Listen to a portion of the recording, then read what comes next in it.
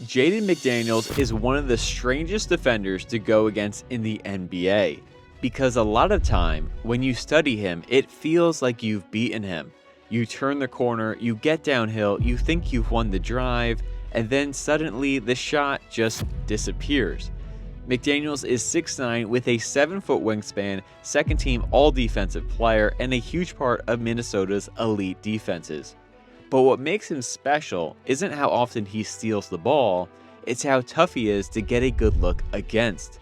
Opponents shoot 9% worse at the rim, he averages over 3 deflections per 36 minutes, and nearly a steal and a block every game of his career. And if you watch Minnesota hand OKC just their third loss of the season a few nights ago, this is exactly the kind of defense that swings games like that. Because McDaniels' defense isn't about pressure, it's about removing options. So today, I want to break down how he absorbs drives, avoids contact, and uses length and balance to erase finishes, and why even elite scorers struggle against him. Let's dive in. Oh man, what a defensive play. Tremendous defense. Wow. The first thing that really jumps out when you study McDaniels closely is what he does on contact. Because most defenders are taught to stay low, never come out of their defensive stance, and stop the drive. But McDaniels often does the opposite. When the ball handler attacks, instead of sinking lower, you'll see him lift up slightly out of his stance as he slides to cut them off. It reminds me a lot of Scottie Pippen. Same type of build, same idea defensively. He's not trying to stop the ball handler's momentum, he's letting the momentum flow through him, carrying him and the drive more laterally. That little lift does two things. First, it keeps him on balance through contact, and second, it lets him cover more space. He rises up just enough to let it carry him, staying square and keeping the driver connected. And that lift pairs directly with one of the most fascinating things McDaniels does defensively.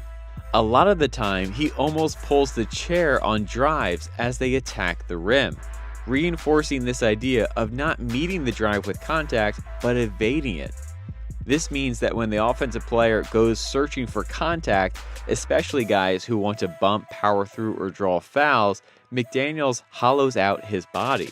He avoids the hit. And the moment that contact disappears, well, the driver can lose their balance.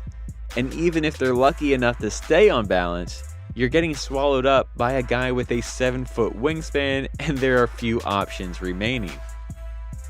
If I can steal a metaphor from Drew Hanlon, imagine you're playing tag, and when someone reaches to tag you, you hollow out your body. That's what McDaniels is doing on drives. He's not stopping you at the point of attack, he's meeting you at the finish. And this is when his length completely takes over, because if you are able to bump him early and create contact, he might lose his ability to jump vertically with you. But by avoiding that contact, he stays on balance, ready to explode and block your shot at any moment. Now, let me take this time to say this is not for everyone. If you don't have elite length or vertical pop, well, this won't work for you. But if you do, and you're disciplined enough to stay patient, pulling the chair like this can keep you out of foul trouble and turn layups into contested or blocked finishes. And once you understand that McDaniels is trying to erase the finish, not win the drive, well, everything about how he guards the ball starts to make sense. Watch him at the point of attack, and he barely reacts to size-up moves. Watch these possessions, these moves. Meanwhile, McDaniels is hardly reacting. That's not because he's slow, it's because he's not watching the ball. His only job is to keep the ball between himself and the rim. He's a true containment defender. Instead of trying to win that first move with pressure, he stays patient, not reacting, but waiting. And that shows up most clearly in his footwork. McDaniels thrives with the cushion slide, pushing back at a 45-degree angle, staying between the ball and basket while gliding the drive side to side, east to west, not north to south. Even when players try and go middle against him, he keeps them moving across the lane. He's controlling angles instead of space, allowing him the ability to recover, contest pull-ups, and any way to let his length show up. You'll also see him use a crossover step frequently, especially on harder attacks, but the default is always the same: stay in front, push back, and stay balanced.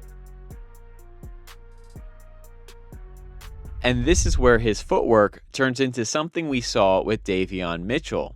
A lot of the time, after a cushion slide or crossover step, McDaniels ends up in what I'd call a fencer's stance. That back foot in a loaded, almost perpendicular position with his weight grounded.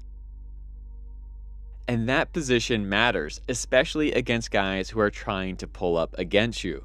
Because when offensive players stop on a dime to shoot, that stance allows McDaniels to explode forward into the release, like a fencer striking or a martial artist generating force to lunge forward.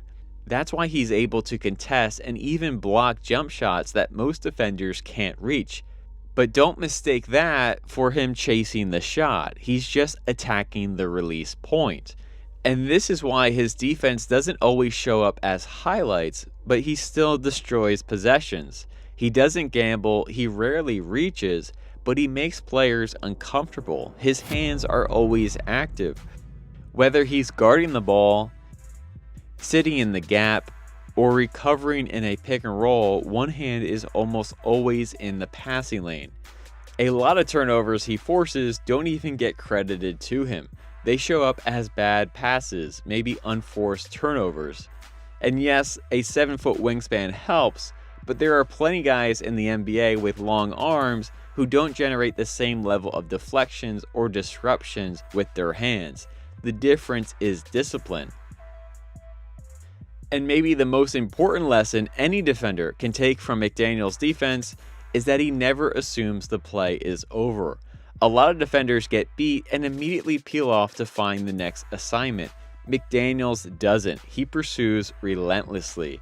Watch this play against Denver. Jamal Murray comes off the pick and roll and gets downhill. Most players would stop and call for a switch. McDaniels keeps chasing. That pursuit means Gobert doesn't have to switch, and it keeps the original matchups, and by the time Murray gets back out to the perimeter, Minnesota has forced the turnover. That possession ends in a takeaway, not because of one defensive highlight, but because he refused to give up on the play. That's what I'd call the second phase of defense. And all of this would already be impressive, but what really breaks the model is how well someone his size can move. Seriously, watch this closeout. McDaniels hits a clean 1-2 stop footwork and still has the body control to anticipate that first dribble. And even though the run to stop closeout can leave you vulnerable, especially if your top foot gets attacked, McDaniels has the hip mobility and balance to recover immediately. Watch how quickly he flips his hips, regains an angle, and gets back in front. For most players, once the closeout gets attacked and your top foot exposed, well, the possession is over. But for McDaniels, that's just the next part of defense. And when you combine that movement skill with his patience and length, you make yourself believe he's a wing defender. And you've forgotten he's nearly 7 feet tall and provides elite rim protection as well. Whether it's rotating over from the weak side to block shots, coming from behind on drives, or making plays in transition, he shows up at the rim time and time again. That's why opponents shoot 9% worse at the rim when he's around it. And that's what makes Jaden McDaniels so difficult to play against. He doesn't necessarily stop you, but he erases you, which is why he's one of the most unique defenders to study in the league for his mix of athletic ability and disciplined technique. And if you want to become a defender who can anchor a defense too, well, that's exactly why we built the Lockdown Academy. The techniques you saw today, the cushion slide, the chase down blocks, the crossover step, and so much more are taught and broken down inside the Academy.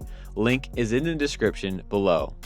Thanks again for watching. Remember to like and subscribe. Maybe we can fill that empty spot on the wall with a YouTube plaque one day. We've got a long way to go, but every click counts. Thanks again for joining. As always, I'm Coach Mike with Lockdown Defense. Keep up the hard work.